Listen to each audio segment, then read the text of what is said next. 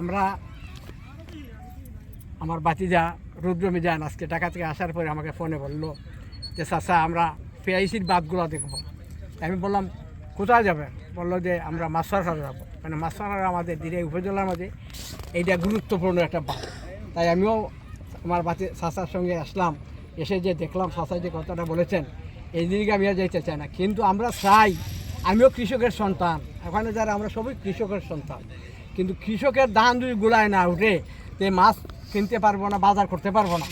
আমরা চাই যারা, এটাও একটা ব্যবসা, পিআইসি এইটা একটা ব্যবসা, এইটা মূলধন খাটানি লাগে না, এটা চেক আনলে টাকা তুলে অফিসে দিতে হয়, যারা ব্যবসা করে এইটা নিতে হয়, এটা অস্বীকার করার কোনো উপায় নাই। এটা আমরা প্র্যাকটিক্যালি 15 বছর যাবত দেখতেছি, 15 বছর এইটা ঠিক না, 15 বছর যেটা করেছো এটা করতে পারবে না।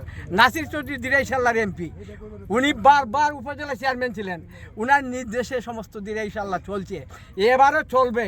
আমি বলতে চাই 2-1 দিনের ভিতরে আপনারা সমস্ত এই পুনর্নিবারণ বলেন আর গাছ লাগান আর কার্পেট লাগান, না হইলে আমার দলের মানুষকে ছাড় দেবো না, এটা প্রমাণ।